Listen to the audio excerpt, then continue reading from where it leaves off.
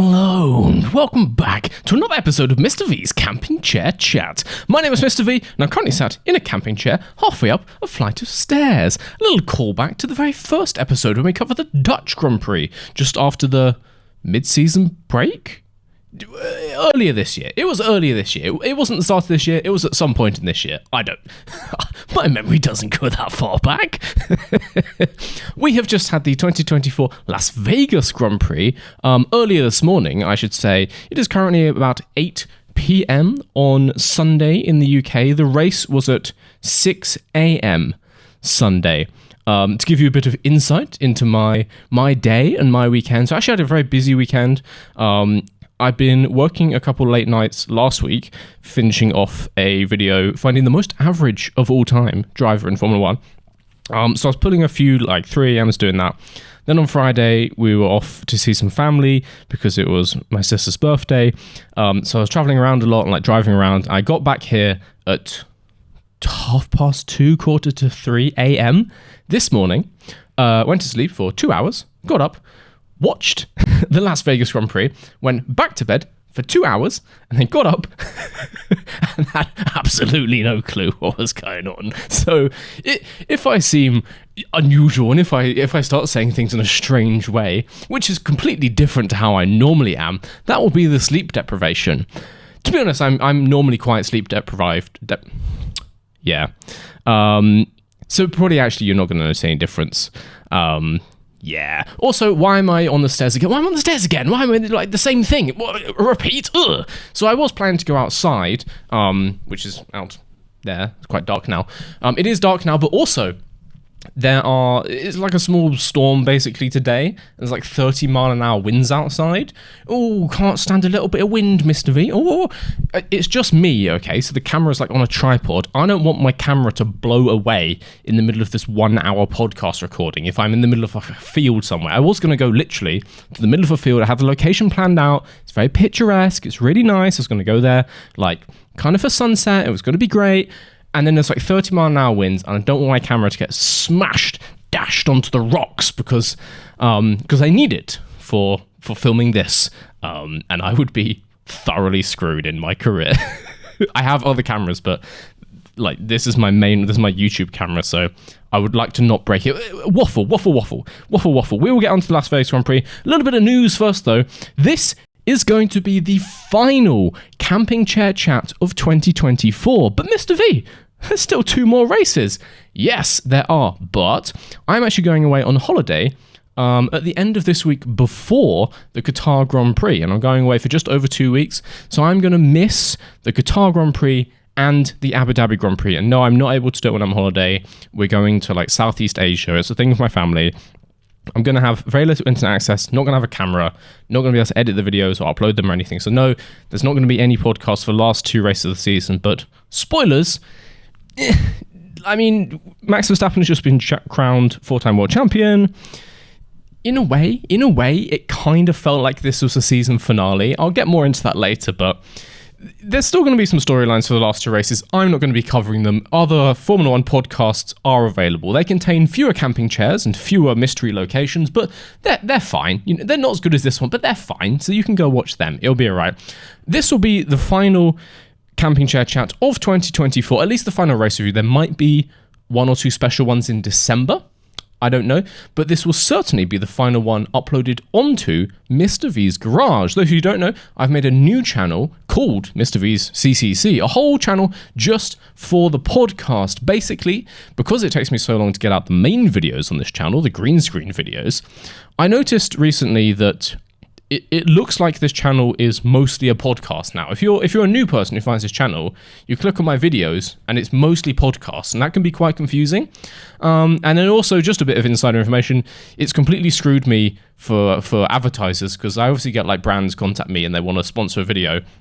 And they're like, oh, but the average video on your channel is a podcast and it gets this many views. And I'm like, no, I'm not going to put the advert on that video. But they're like, but it's over half of them. And I'm like, oh, so The podcast is going to its own channel. Some of you may be subscribed already. If you're not, there'll be a link down below. It's linked on the main page of Mr. V's Garage. It's literally just called Mr. V's CCC. That is going to be a standalone channel for the podcast. Obviously, the podcast will return in 2025 with new locations, new chat, a new camping chair. I quite like this camping chair. I might invest if I have to, but it will be back. Don't worry. So go subscribe over there. That is where to catch it. From henceforth, lovely big words. Anyway, let's talk about Vegas, because I could waffle about myself for hours. Maybe I need to make another podcast where I sit on a different seating implement and I just talk about me, because everyone wants to hear about me. Well, maybe not everyone. Maybe I'm just going to shut up. Anyway, Las Vegas. Las Vegas. The 6 a.m. Grand Prix, the sleep deprivation Grand Prix. I will say, though, I wish I had actually gone to this. I've said it on stream multiple times. People keep asking me, like, which race would I like to go to? Las Vegas is top of my list. If I can somehow get a ticket for 2025, or, Fandango a little like sponsored trip out there. If one of the teams wants to fly out Mr. V, and I'll make a green screen video all about your team. Don't worry about it, mate. I would love to go to Las Vegas. Just the spectacle of it. It just really fits Formula One. It's very campy. It's very silly. It's very just over the top. And that's what Formula One is. It just fits really well. It looks like good fun as well. And I actually quite like the track. Like, the racing today wasn't as good as it was last year, but it's still alright. And it's a decent track to watch. It's a decent track to watch qualifying. It's got some nice corners. The final corner, I completely forgot how fast the final corner was. The corner, which we all know is called Top Golf. Its true name is obviously Top Golf, as I highlighted in my video about this. The mainstream media is trying to hide this information from you. They would like to pretend it has no name. We all know it's called Top Golf. But anyway, that corner is ludicrously fast with just a wall on the outside. Really nice spectacle. So I'd love to go to that as like an in-person event. Why did I start talking about this? Anyway, Las Vegas Grand Prix. We're going to go through some stuff, a little bit of news for the week, not too much news for the week. I think the main thing to highlight, some quite big news, but some news that was maybe a little bit like misrepresented, blown out proportion, maybe not blown out of enough proportions, who knows.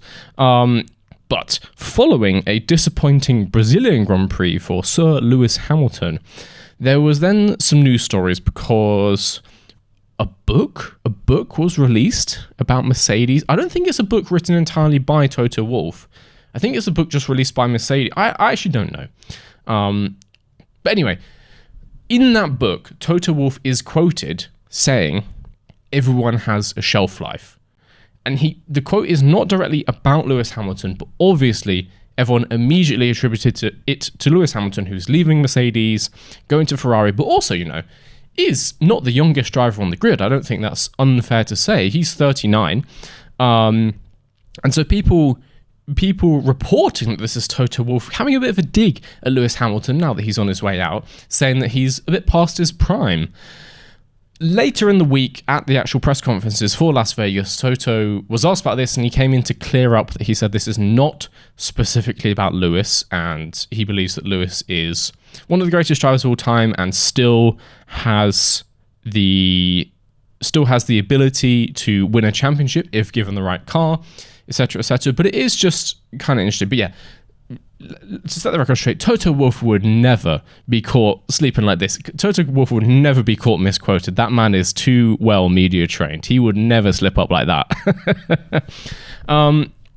It is kind of interesting though, but it's a valid point. And actually, I talked about it with Tomo 2 weeks ago, well, for the Brazilian Grand Prix. And we talked about Lewis Hamilton certainly is in a bit of a dip of form, at least up until Brazil. And we talked about the fact, is he ever going to recover from this dip in form? Is he ever going to get back up to the peak that he was in maybe in the middle of that Mercedes stint? Obviously, we don't know the future. I do think, though, and we'll talk about this later, that his performance in the race here in Las Vegas has silenced some of those doubts, because Lewis Hamilton had a pretty not good qualifying, honestly, but then was just devastating in the race. We'll get on to that, but interesting piece of news, but also I think it goes to show, don't just read the headlines, actually look at what an article says, or like read the original quotes for things. Toto Wolff would never be caught out saying something slanderous about one of his drivers. That man is like, that man is media training. That man is like the professional. That man's like the godfather. He would never. He would never. Anyway, another piece of news for this week, basically, and I'll show them up on here. We had various special liveries for the Las Vegas Grand Prix. You know, under the lights in Las Vegas, it's a big special event. Why not special livery? I did a little bit of review on the live stream. But basically, we had Alpine. They did a full pink livery, obviously a BWT pink livery. They released a render for this, and I talked about this in the live stream as well. All of Alpine's special liveries this year, whenever they reveal them on social media, they show them in these like shady, darkened warehouse pictures, and they're really dimly lit. And so you can't actually see what the livery is going to look like, because for this one, they showed it off, and it makes it look like it's a really sort of dark, pinky purple color. Oh my God. It's dusty in this stairwell. They showed it off, and it looked like it was this dark sort of like, maybe like black currant jam color, almost like a sort of wine color, really nice, like dark, rich, pinky purple. And I was like, oh great, that looks nice.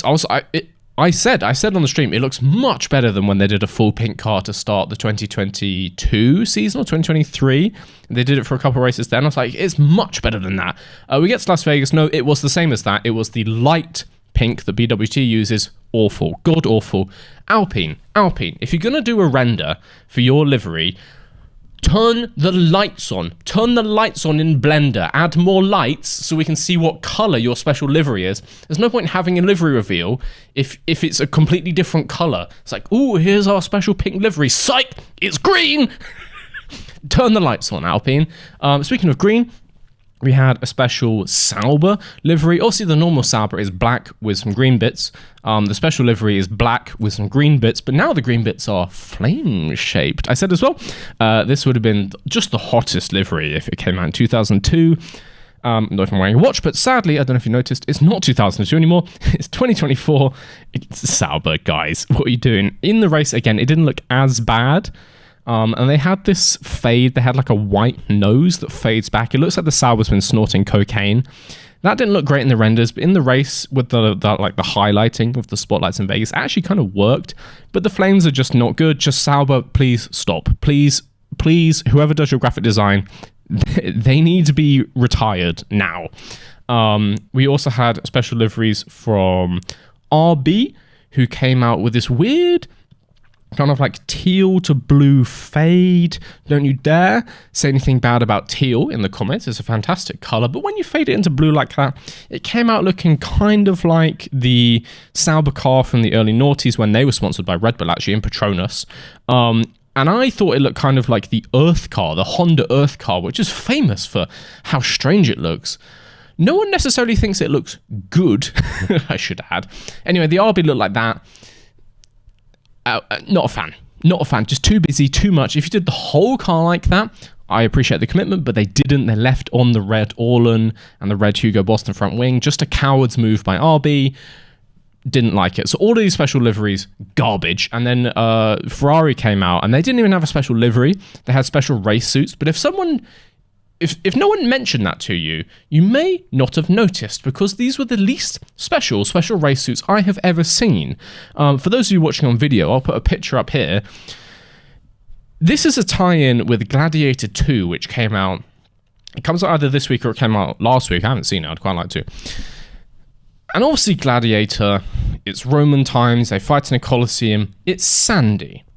You know, so clearly, I think what happened is someone in the Ferrari marketing department saw one frame of the film, and they're like, "Oh God, what can I see? Swords. We can't put swords on the car. Sand. We'll make the race suits slightly sandy." And that's what they did. They have made basically their normal red race suits, but made them ever so slightly dusty and sandy. Why? What were you hoping to achieve with this? Like, no one would even know if you didn't tell them. A special thing is meant to clearly advertise the tie-in. I should look at that and be like, oh, cool, Gladiator 2's coming out. I completely forgot. I just thought Carlos Sainz had fallen over. So yeah, Ferrari going absolutely mad. Like, it's a confident move from Ferrari to be like, we don't need flashy colours and things. We were ever so slightly acid wash our race suits. We'll call it a special livery. We'll collect all that money from whichever production company makes Gladiator. It's so silly. Actually, I kind of appreciate it because it's so dumb. So yeah, that was our like cohort of special liveries and things. I feel like there's one more that I missed. Oh yeah, Williams had the yellow airbox for the last 2 weekends, and now they have a yellow airbox, but it's a different yellow airbox for a different company. But it does look exactly the same, so that's why I completely forgot. All right, let's get on to some on-track action because I want to talk about quite a few things from the race. We'll start with qualifying. Pretty good qualifying, to be honest. Pretty storied qualifying. Start of Q1 and just play the jingle. Perez, he can't keep getting away with this. He can't keep getting away with this. Sergio Perez, how have you not made any kind of improvement in the last like 6 months? So basically, again, spoilers if you haven't seen it, Sergio Perez went out in Q1 for qualifying for the Las Vegas Grand Prix. There were no mitigating circumstances. He did not get caught up in any kind of yellow flags. He didn't have the session red flagged, and therefore he couldn't set a time. He was just slow. He did his first run, and it put him like P18. And so obviously he went out again at the end of the session to set a faster lap, and he put it like P16. Literally no external factors influenced him. He just drove slow. And I don't want to hear any excuses anymore. I'm so sick of it, but I have to talk about it because this man is driving a front-running team, and more so than that, people make so many excuses for Sergio Perez. There are no more excuses. All the cars difficult to drive. They're all difficult to drive. People talk about it like the Red Bull is this wild beast, this mythical creature, and it takes the literal hand of God to steer it around a track, and every other car is like on rails like a Sky Electric. They're all difficult to drive. Maybe it's a little bit less predictable, and maybe it changes more to do with tire temperature, or like is a little bit less stable under braking than say McLaren. But fundamentally, it's pretty similar to the other cars. He's got a pretty similar like set of problems on his hands to all 19 other drivers. He's just unbelievably slow. It's just unreal. And people are like, oh, he's got all this pressure from having Max Verstappen. You're in Formula 1, my guy. The whole thing is pressure. Get over it. You're a professional. You get paid millions of pounds a year. Just drive faster. So I just had enough. It just really irks me. It really irks me, particularly when then Sergio Perez is on the radio and he blames the car. He blames people around him. He blames Liam Lawson. To be fair, Liam Lawson does keep trying to murder him. But you know, grow up. So yeah, I just had enough. Sergio Perez goes out in Q1, and I think at the same time, Max Verstappen was he was P1 at a certain point, and obviously he went through and he went on to qualify P5 for the race and went on to win the Drivers' Championship. So if your teammate can win the Drivers' Championship, Sergio, you would think that you can get the same car out of Q, whatever. Not great. Just not great. In other news, I'll say hometown hero, but just basically just hero. Just everyone's favorite driver currently, Franco Colapinto, goes through to Q2. Albon gets knocked out. He is continuing some very strong form. He was looking rapid, honestly, in qualifying. Sadly for Colapinto, that did kind of come to an end in Q2 when he slammed it into the wall on the second last corner. He was looking decently quick. Hard to say exactly whether the lap he was on would have put him into Q3. I think he had a chance, certainly. But not the final corner, not Top Golf, but the 3 corners before that is a left, right, left, sort of like double chicaney thing. Kind of Monaco swimming pool-esque, where you have to get right next to the wall. He was just a few centimeters into the wall. The car doesn't like that. That causes the car to die. So he had an enormous crash, which ended Q2. Thankfully, it was obviously okay. Shredded that Williams to pieces. Only one wheel was left. Only the rear left wheel was actually still attached to the car. The entire rest of the thing was just shredded. Those poor Williams mechanics, please, dear God, can someone buy a round of drinks for those Williams mechanics? I hope the team has already done that, but like every single race... they must be... I feel like I'm sleep deprived. At least I'm not a Williams mechanic. Oh my God, they must have watched that and just like... You wouldn't even feel like anger at this point. You just feel numb. I really hope for them. They don't have any major rebuilds to do in the last 2 races. Qatar is not so bad and it has loads of runoffs, so hopefully they're fine around there. Abu Dhabi has a bit more of an opportunity to hit some walls. But those Williams boys need a break or a raise or both. Or just a massive drink. It's just not good for them. But anyway, Colapinto was looking good up until that point. But these are the kind of errors that are not uncommon for a rookie, and he is still a rookie. You have to remember that. So fair enough. It's not good, though. Like, this team still has to pay for it. It doesn't become free just because he's a rookie. It's still not good. But fair play. So we get to Q3, and actually... Mercedes car, which had been looking pretty strong all the way through practice, and Mercedes had kept saying they had no idea why, just continued to look strong. Russell sticks it on pole by about 3/10, like a very convincing pole. At the other end of Q3, Mr. Lewis Hamilton, on his like banker lap, his first run in Q3, actually goes off at the end of the straight, just like over brakes or just like doesn't make the corner, goes off, has to come in, like has to abort that lap, sets no lap, comes in, and then only gets a single run in Q3.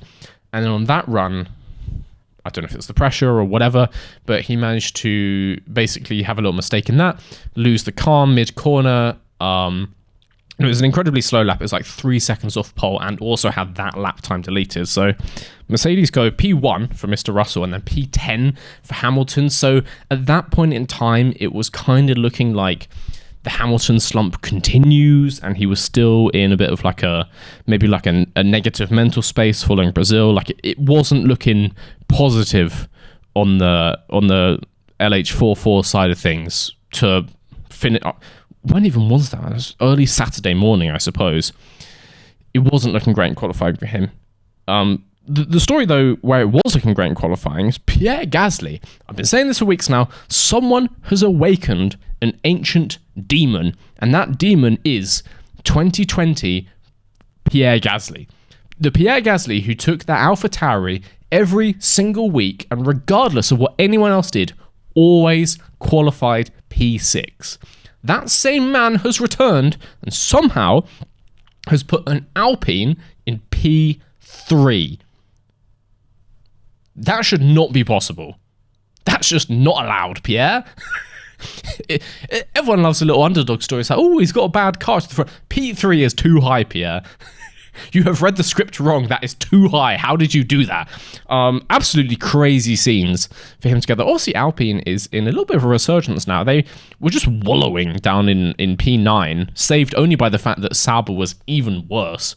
Just god-awful for the first 2/3 of this season. But somehow, Alpine has had quite a quick resurgence. And in the race as well, just solidly have like decent midfield pace, kind of similar to someone like Haas, just out of nowhere.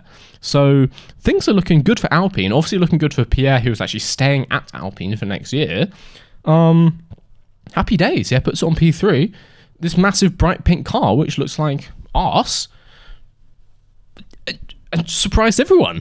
That kind of brings me on nicely to the race, however. The race, which was Saturday... Oh, it's so confusing. Saturday evening local was technically on a Sunday. The race did not go so well for Alpine. So Alpine went back to Alpine things. How do I not have a jingle for Alpine things? I just haven't talked about Alpine like this half the season. there will be one for next season. I'm going to put my whole bussy into making a solid Alpine things jingle, but that one deserves a lot of time and respect, because Alpine do a lot of things. Okay, they do a lot of Alpine things. It all went downhill for Alpine in the race. Firstly, Ocon, who hadn't qualified as well, for some reason on his first pit stop comes into the pits and it just drives past the Alpine pit box. And obviously you can't reverse in the pits. If you don't turn into your pit box, it's just like, oh, well, okay. I just have to drive out the other end of the pits. So Ocon came in for a pits and then effectively gave himself a drive-through penalty, came out again, and then had to come in the next lap and do his actual pit stop and dropped himself down to like P19. That's not great in terms of race strategy. I see some issues with that as a race strategy call. And then on the other side of the Alpine garage, Pierre Gasly, who had started P3 and was still running solidly in the points, just kind of exploded. He reported no power, and then a couple turns later his engine exploded. So not a fantastic end to the race for him. Ocon obviously actually carried on driving, but after giving himself a drive-through was in no hope of doing anything really. So things look promising for Alpine. They were coming off the high of a double podium in Brazil, and their dreams thoroughly crushed. Alpine things. There'll be a jingle next year.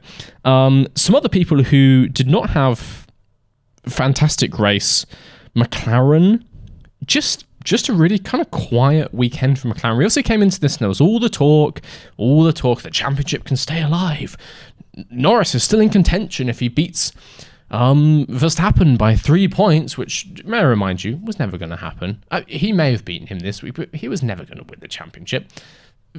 We knew that months ago. But anyway, obviously there was all this talk and all this hype and the big fight between them, and they did qualify next to each other, Verstappen P5 and Norris P6, so, they're side by side and they're going to be racing the whole race. McLaren just didn't have good race pace, and so both Norris and Piastri, very quiet weekend, just like trundling along at the back of the points. Not good. It does keep things kind of interesting for the Constructors' Championship battle, which we'll get onto at the end of this episode. But yeah, not great weekend for them. Again, not great weekend for Aston Martin, but when is it recently? Also, not a great weekend for just the general litter pickers, I suppose, of the Las Vegas Grand Prix, because this track was noticeably full of plastic bags. Many plastic bags. Do you ever feel like a plastic bag floating in the wind? Because the actual plastic bags of Las Vegas, they do. Many shots, like looking down the main straight, and there were just loads of bags like floating around, getting wafted around by the air coming off the cars. George Russell, who was leading the race, got one stuck to the side of his floor at one point. I think Charles Leclerc was in second, and he got one stuck to the camera, the T-cam on the top of his car quite early on in the race. Just plastic bags everywhere. Like, it's impressive to spend hundreds of millions of pounds to do up one of the most iconic cities in the world and make the street track down the Las Vegas Strip. All the lights, all the spectacle, build all the new pit building, blah, blah, blah, blah, blah. If it's then filled with plastic bags, it doesn't look great. I have to tell you, you got to get rid of the plastic bags. It's the simple things, guys. How is this a thing? I understand, it's a busy city and it's a functioning city. It's not like the entirety of Las Vegas gets quarantined off for the Formula One, right? Like, you can't drive down the strip anymore, but all the hotels are still operational, and there's all people there who don't care about Formula One. They're there for all other reasons. So it's still full of tourists and completely surrounded by people doing stuff. People in hotels and restaurants and shops and all this stuff. Understandable. But you gotta figure out a way to stop the track filling up with plastic bags. You gotta figure out a way. We go to Monaco, that's an active city. That's not full of plastic bags. We go to Baku, probably quieter than Vegas, but that's not full of plastic bags. We go to Singapore, that's not full of plastic bags. There were so many plastic bags all over this racetrack. Figure it out. Figure out Las Vegas. Not a good look. And particularly because in a Formula One car, if that goes into a side pod, that car basically has to retire, which we have had actually multiple times this season with tear-off strips particularly, but a plastic bag would do that and then some. That's like a mega tear-off strip. So they have quite a significant opportunity to derail someone's entire race. And you don't want to see someone like lose the lead of a race because they drove into a supermarket carrier bag. That's not exciting racing, is it? So yeah, please figure that one out. I wasn't too happy to see that. Maybe I was making this all up. Maybe I was so delirious at 6:30 a.m. this morning. Maybe there were no bags and I'm just gone crazy. I'm pretty sure there are many plastic bags in Vegas. That's the last time I'm going to say that. Some other storylines up and down the grid. Ooh, here's a storyline from up and down the grid. I guess, how do we do this? Unplay the Perez slander jingle. Play it in reverse with me. Perez praise? What? So Perez, in his weekly fight with Liam Lawson and Yuki Tsunoda and other midfield drivers, was currently fighting Liam Lawson and Kevin Magnussen on lap 38 and made just a worldy overtake. So down the bottom of the main straight, and the main straight in Las Vegas is visually looks to be at least 2,000 miles long. It's very long straight. So you're going like mega full speed. Perez was coming up to the back of Lawson, who also was catching Magnussen in front. And we had a classic double overtake. Lawson to one side, Perez to the other side, to the inside the corner, overtakes them both, and then goes through towards the end of the lap. Lawson also got past Magnussen, but Perez, worldy overtake? Maybe I've judged you too harshly. I haven't. He's still bad.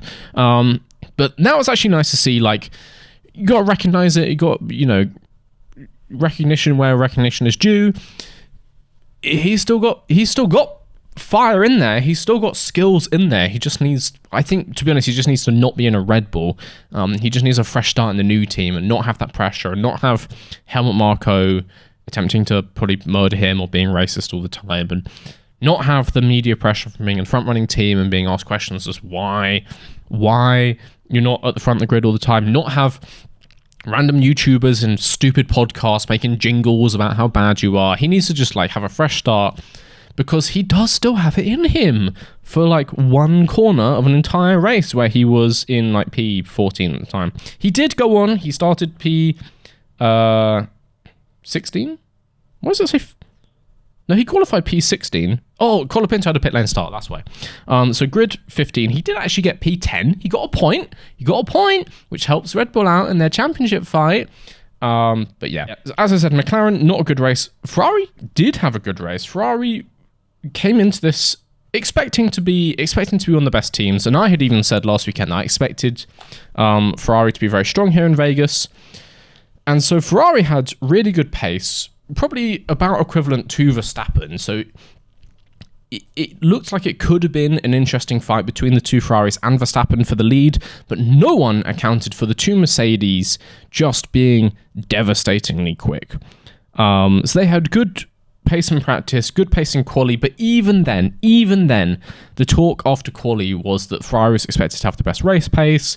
Mercedes didn't know why they were so quick in quali, and so were expecting to fall back. George Russell started on pole, and they were just banging in easily the best pace of the race, for the first stint anyway, and just drove off down the road. It was just incredibly far down the road. The only person with better race pace than Mr. Russell was Mr. Hamilton, who from P10 just drove a ludicrously quick race. Just a disgustingly quick race. He was coming through the pack with ease, and he did something crazy. I think he did about 9 fastest laps in a row at one point. And he was lapping a full second quicker than anyone else on the track, apart from maybe George Russell. Just disgusting pace on these two Mercedes, who finished the race P1 and P2. Hamilton, I don't actually have the classification time, but from memory was about 5 or 6 seconds behind Russell. A few laps earlier, he was only about 3 seconds behind Russell, but he then had an off a couple laps before the end. But yeah, Hamilton from P10 easily was the quickest driver on track in the weekend. If he had started higher at the grid, if he hadn't had those issues in qualifying, probably would have won this race. If we had had a Mercedes 1-2 on the grid, Hamilton looks like he had a strong chance of winning. Maybe Russell wasn't driving full speed because he didn't need to. Impossible to say, but excellent for the Mercedes and excellent for Lewis Hamilton, which I would imagine puts to bed some of these doubts that, you know, he's past his prime, that he's gotten old now and he's never going to be quick again. He was rapid, like just disgustingly quick. So it's nice to see. And for me, the main reason that's nice to see is, I was a Hamilton fan as a kid. Yeah, British bias, blah, blah, blah. But the main reason that that's so exciting to see is just thinking of next year and looking at the fact that on a good day, Mercedes can have the quickest car. On lots of weekends, McLaren have the quickest car. On lots of weekends, Ferrari have the quickest car. Obviously, Max Verstappen also is just a machine.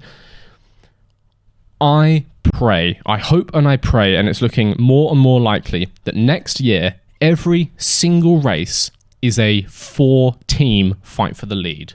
Ferrari, Mercedes, McLaren, and Red Bull, at least Max Verstappen, all fighting for the win of every single race, every single round of the championship. What a season that will be.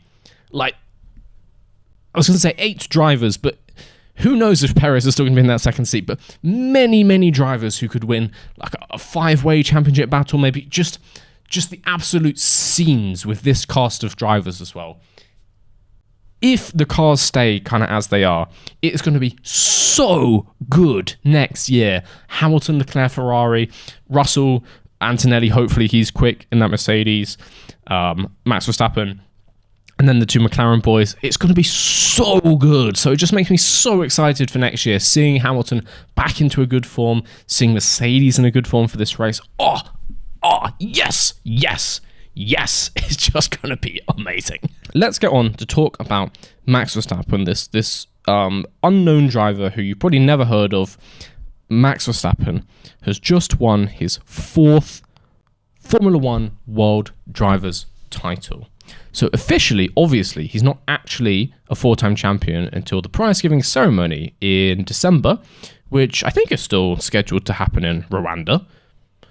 So I guess in theory, if Max refuses to go to Rwanda, then he actually won't be a 4-time world champion. But, for all intents and purposes, he is now a 4-time world champion. He finished ahead of Norris. He finished P5. Norris was P6. Outscores him by 2. And there is no one else in mathematical contention who can take the title. Max Verstappen, 2021, 2, 3, and 4. One thing that I found really interesting about this, though, we'll get onto the achievement of that in a second. But one thing I thought was really interesting about this is because of the logistics of winning a title but not winning a race or even being on the podium. Because it's quite normal that the race where someone clinches a title, normally they would be on the podium. Or if you're the driver's champion for any given year, you kind of expect to be on the podium kind of most of the time anyway. So it's kind of weird to actually clinch it with a P5. And I'm trying to rack my brain as the last time we would have had that. Obviously it was a bit weird in 22 when Max won in Japan and no one knew about it. But he did still win that race, I want to say. So the last time someone actually clinched a title on the road was... Oh my god, how do I not have that? I'm going to look it up. Okay, this kind of unhelpfully from Formula 1 says, Verstappen won the title in Vegas by finishing P5, as did Nelson Piquet in 1981 in Vegas.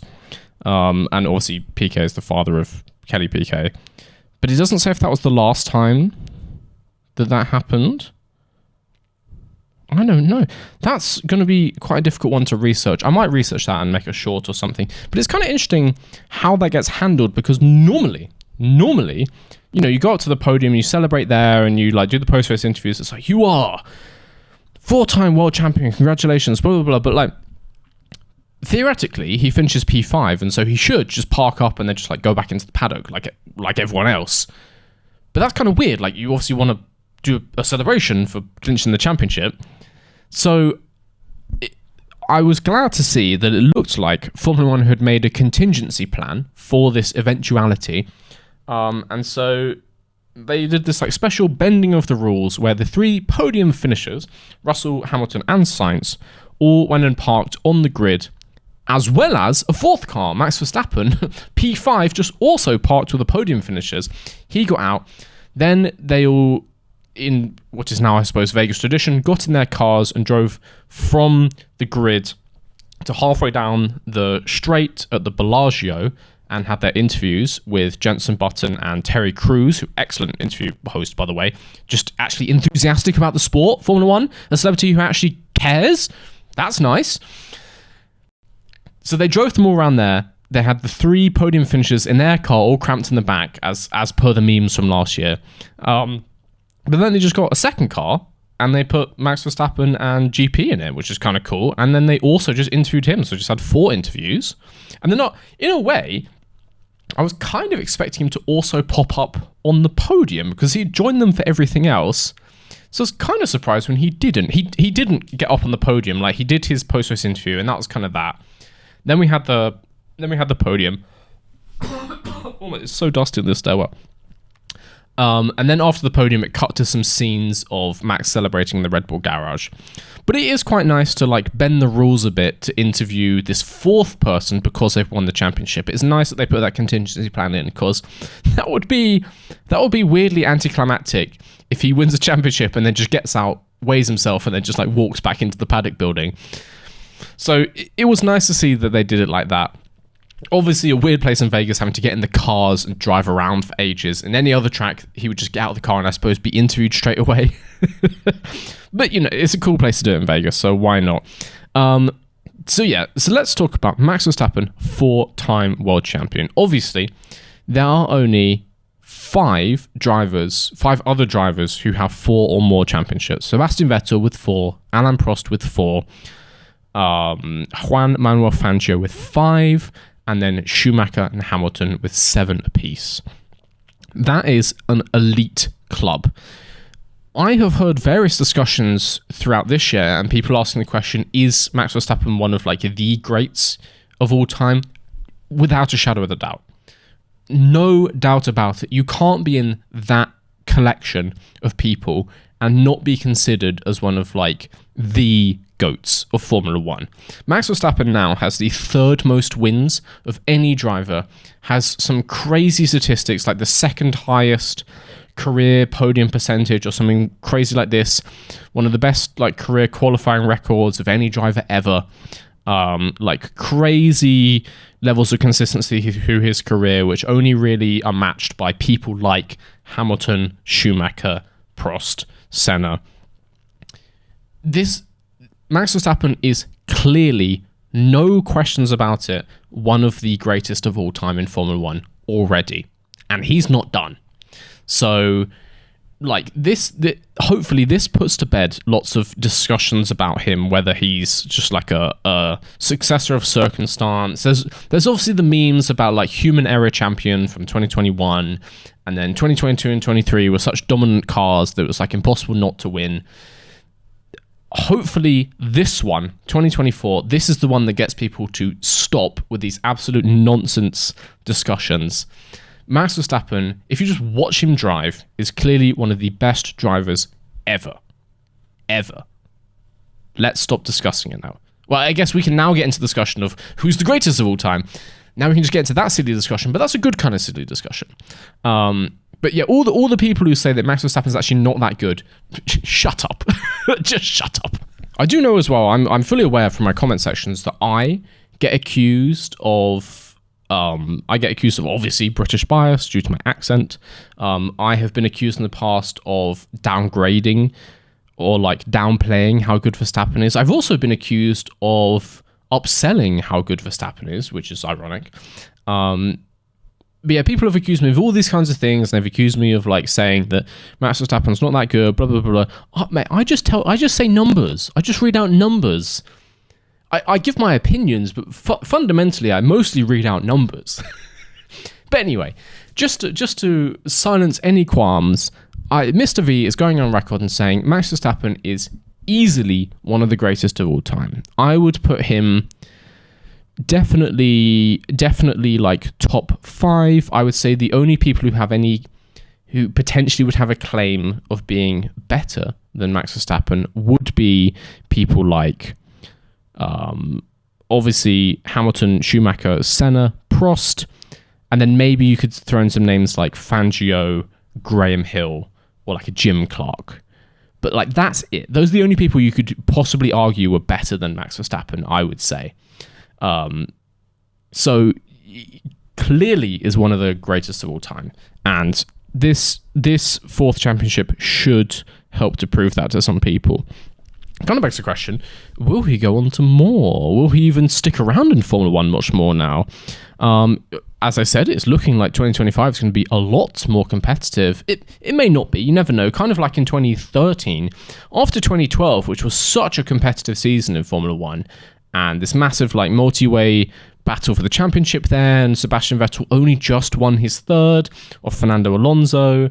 And everyone was kind of expecting the same again in 2013. They were like, well, end of regulations, and end of regulations always makes good racing, blah, blah, blah. And then Red Bull just came out and just like fully dominated it. Like, they dominated 2011 as well, and then we had a close season, and they just dominated it again in 2013.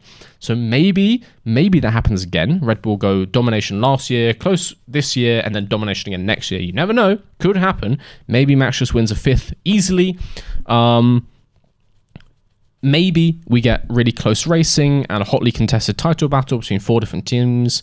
And if that is the case, obviously, Max has to be one of the favourites again. If he has a car that's capable of it, like Max Verstappen is definitely capable of it. So it's going to be interesting. Like, can he bump those numbers up to 5? Can he get up there with Fangio? Can he keep racking up the wins?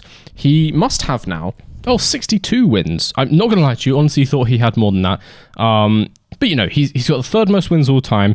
He's still got 29 to go to equal Michael Schumacher. But if Max Verstappen wants to stay in the sport, there is absolutely no reason why he couldn't get up there and maybe get, like, above some of Schumacher's records. Maybe even get up to, 7 world championships, that kind of number. Like, phenomenal scenes from Max Verstappen. Just all hats off. Just a masterclass season from him, I have to say. To follow 3 other masterclass seasons from him. Which brings me on to a point that, I've been kind of making anyway in all of these podcasts from a while ago, which is, it's been kind of getting to me, the push by various media outlets to make this championship battle, in air quotes, this season seem more real than it was. Like, realistically, Norris never had a chance. I was talking about it because, like, the numbers are interesting, but he was at the highest point, 84 points behind? No one has ever come back from that kind of deficit. Never. Max Verstappen didn't even have that much of a deficit when he came back in 2022. Obviously, he would have overcome it if he had that deficit. That's true. There was never a championship battle. Like, Max Verstappen won, 7 races to start this season? There was never a championship battle even then. So it's been kind of getting to me because I know why the media does this. They want to keep viewership high. They want to give a storyline as a reason for people to watch the races. But it kind of gets to me in Formula 1 because Formula 1 has so many storylines, and it strikes me as like lazy marketing if you have to fabricate a championship battle that does not exist. Just find someone else to talk about. Literally anything else to talk about. There's all these teams, all these drivers, all this crazy stuff that happens on and off the track all the time. It really kind of got to me this season, the push, the want for there to be this title battle between Norris and Verstappen, and it just seemed like even Lando Norris wasn't keen on that narrative because I think he knew that he didn't really have a chance. Like, they never really talked about it. They never really talked about, like, pushing for the championship. McLaren, that is. They obviously said, like, we'll try and beat Verstappen and stuff, but, like, they never really suggested that they thought Norris could win it. It just puts, like, undue pressures on various areas of the sport which aren't really needed when there's so many other things to talk about anyway. So that kind of got to me. What do you think about that? Do you like kind of just highlighting whatever the championship battle is between P1 and P2, regardless of how likely or unlikely it is? Or would you rather them to just kind of like leave it alone unless it is close and just talk about the other stuff? Let me know down below. And that brings me on to one other thing I wanted to mention. Something that struck me as so ludicrous in the race that I had to talk about it. A couple of laps before the end, one of the AWS statistics, everyone's favorite AWS statistics, which are always so intuitive and so accurate. One of these AWS statistics came up just before the end of the race, and it said that if Carlos Sainz had made his final stop 2 laps earlier, he would have finished in P2. Which was just fundamentally not true. He was, at the time of the statistic, 9 seconds behind Lewis Hamilton. He would not have undercut by 9 seconds by pitting 2 laps earlier, AWS. Like, I don't need to do any kind of analysis to prove that point. He was not 4.5 seconds a lap quicker after he pitted. That's just stupid. And also, he would still have to go past Hamilton. So to boldly say Sainz would be in P2 if he pit 2 laps early is such a ridiculously stupid thing to say on the screen. As soon as it popped up, because obviously, like, on the Sky feed at least, David Croft and Martin Brundle can see these things as well, and it came up, and immediately Martin Croft was like, well, that's not true. And I agreed. I was like, it's not true. It's so dumb. AWS statistics obviously have a bit of like a meme reputation in Formula 1 for saying some like very weird stuff on screen. Some of them are, you know, some of the graphics on the screen are insightful and they're kind of cool. I personally like the track domination graphic in qualifying when it shows 2 drivers and it shows the mini sectors of the lap and it shows who's quicker in which mini sector. There's no like silly interpretation of the data there. That's just raw numbers, who is quicker in each mini sector, and you color in the graph. I like that. That's really cool.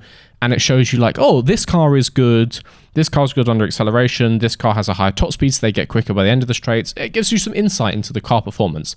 Love that. Great stuff. Stuff like this, inferring these stupid and also completely unhelpful insights. It's like, oh, Sainz would have been in P1 if he had pit 4 laps earlier and had driven 1.3 seconds a lap quicker and was driving for Mercedes. It was like, well, yeah, but he isn't. So why are you telling me? Like, it's crazy. It's like saying, oh, Guan Yu Zhou wouldn't have been fired if he had 75 career wins. It's like, well, yeah, probably not. But he doesn't. So why are you telling me? See, I want to know, do you enjoy AWS? Do you enjoy the comedic factor of these graphics at the bottom of the screen? Do you find them annoying? I personally find them quite annoying. I like just the normal ones. Ones like that, I feel like they're catering to a newer audience of the sport to try and give them some deeper understanding of how like the strategy affects the race unfolding. But they give them fully incorrect in conclusions. I would hate for someone who's new to the sport to watch this and be like, oh, Ferrari messed up so bad. And if they just pit him 2 laps earlier, he might have even won the race. It's like, that is not true. That's not true. Stop telling people these things, because some people are going to read that and just be like, oh, that, and like a Ferrari fan would be like, oh, why are Ferrari so stupid? It's just not true. Just don't say it. It kind of annoys me. So I'd rather AWS would piss off, honestly. I don't appreciate them. Get out of my sport. Let's get on to the final part of this podcast, Championship Watch. But this time, there is no Drivers' Championship Watch because the Drivers' Championship is finished. I suppose the only way would be if Max Verstappen got disqualified somehow, but I find that unlikely. We do, however, have to talk about Constructors' Championship Watch. So, following the Las Vegas Grand Prix, our top 3 in the Constructors' Championship have actually stayed in the same places, but they have basically all closed up. Have they fully closed up? I actually didn't write it down after Brazil, that's great. But they've basically all closed up, which is leading into a very spicy team battle for the last couple of races. We now have McLaren leading the Constructors' Championship on 608 points. We then have Ferrari P2 on 584, only 24 points behind. And then we have Red Bull in 3rd place on 555, only 53 points behind McLaren. Obviously, with 2 races to go and 2 cars per team, and one of them is a sprint race, the theoretical max points that any team can score is, 20 plus 18 is 30, 43, and fast 44, and then a sprint race, 8 and 5, so 59? 59. I want to say, don't fact check that. So that's the maximum that any team can score in Qatar, and then it's 44 in Abu Dhabi. So all three of these teams could finish first, second, or third, and it's getting very close at the top. Even though Perez isn't performing, Max Verstappen has outperformed. It's like holding his own enough to keep Red Bull in the fight with McLaren. Spicy stuff, really spicy stuff. And then added into the mix of that, the storylines of maybe Piastri trying to get back, because Piastri has continued, honestly, to have like quite a few quiet weeks in a row. So hopefully him trying to get back and prove himself before the end of the season, prove that he's still got like a good race left in him.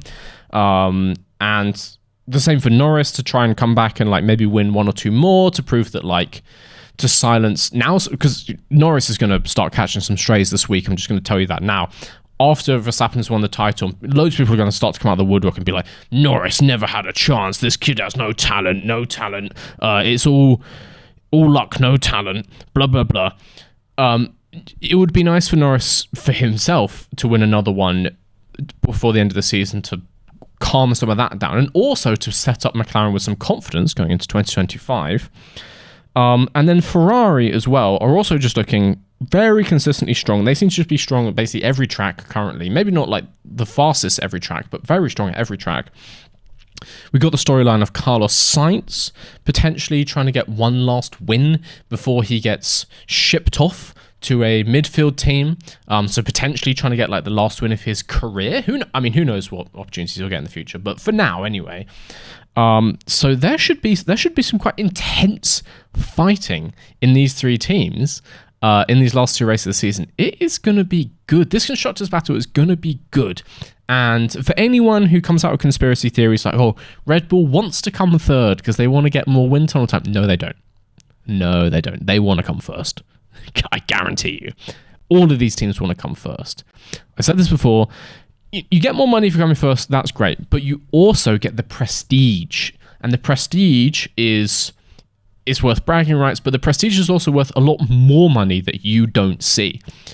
People talk about the prize money that are going up in these positions, but the other financial opportunities of winning the Constructors is crazy, because you can charge so much more for your sponsorships for the next couple of years.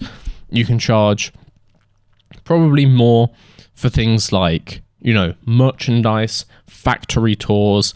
You're going to have a legacy going forwards as at least the championship winner in the season, and that like has like a long-term financial benefit for merchandise and fan support of the team. So the teams want to win this Constructors' Championship, all three of them. So it should be hotly contested. Predictions about who might win the next few races is looking like, honestly, Qatar should be similar to Vegas in some ways, but then also similar to maybe like a Bahrain. It's not that similar to Bahrain. I would imagine, considering the form this weekend, Mercedes could be strong again in Qatar. I know they're not one of these three teams, but I'm just thinking out loud. Mercedes could definitely be strong again in Qatar. I could see them having a good opportunity to win. So I'm going to say, if I was a betting man, maybe a Lewis Hamilton final Mercedes win in Qatar. That would be quite a cool storyline. So I could see that happening. But then also for the championship fight, I could see McLaren doing well in Qatar. It's a track with lots of high and medium speed corners. They've not been so good in straights now. They've had their flexi rear wing banned, but actually high speed corners, McLaren is very fast. Qatar in some ways is similar to like a Silverstone or tracks like that, where McLaren is just like exceptionally strong. So I could see them doing well there. So I could see maybe Piastri or Norris also taking home the win in Qatar. Ferrari have said they don't expect to be so good in Qatar. They expect it to be a bit of a struggle, in the words of Carlos Sainz. They keep saying that, and they keep just being good everywhere. And then also Max Verstappen is good. I fully expect Perez to have a fully disastrous race in Qatar. I can just feel it in the air. Like, not even just recent, like worse than that. Bad. Just because of all the storylines and like the talk is going to ramp up this week about like is Perez going to get dropped at the end of the season? Because we're getting really close to the end of the season now. It's going to ramp up and it's going to get to him, and he's going to have a disaster class in Qatar, I guarantee. So I don't think it's going to be a particularly good weekend for Red Bull. But then Abu Dhabi should be very strong for Red Bull. Not Perez, Verstappen. Should be strong for McLaren again. Maybe again not fantastic for Ferrari. So I'm going to say my predictions. Race winners, I'm going to say Lewis Hamilton in Qatar, his final win in Mercedes. And then to end the season, you know what? Carlos Sainz. I just said that it shouldn't be too good for Ferrari, but I'm going to say he's going to have the fire in him. He's going to have the dog in him. I'm going to say Carlos Sainz in his final ever race with Ferrari is going to win in Abu Dhabi. He's just been consistent recently. And that would be quite a storyline. The literal like mic drop walk off, particularly if it's a close race between him and Leclerc is P2 and he like overtakes him just for the end. Mic drop, walk off, just like storm out of the team, take off any red clothing you may be wearing, just like bin it. Just be like, screw you guys, you fired me for Hamilton. I'm taking this win and I'm going home. So that's what I think and hope will happen. In terms of the championship battle, McLaren has had a couple of quiet weeks. I think Ferrari is going to be the constructors' champion. And then McLaren and then Red Bull in P3 is my prediction. It's going to be really close between Ferrari and McLaren. And as I said, McLaren could be strong in Qatar, so they could kind of clinch it there. But I just feel from like team momentum that Ferrari is going to take it. Because 24 points is nothing. 24 points is like they could be leading after Qatar, and I kind of think they will be, honestly. So yeah, those are my predictions. What do you think is going to happen? Let me know down below. Please do it before Qatar. Don't all the smart asses who come and write a comment like after the season's finished and then be like, oh, just in the first couple of minutes of the video, I predict that this is going. I predict Max Verstappen is going to be a 4-time world champion. Ha ha ha! Very funny. Let me know what you think down below. As I said, I'm not going to be here. This is the final Camping Chair Chat race review of the season. Please go subscribe to the new Camping Chair Chat channel for all of your race reviews for 2025. And all the new locations. And I promise, I will go outside. Sounds like I'm talking to my therapist. I promise I'll go outside next season. But yeah, new locations, new season, new channel, same old idiot in the chair, probably the same chair. It's going to be fantastic. I will see you guys then. But until then, I need to go to bed because I've slept like 5 hours in the last 2 days. So I will see you later.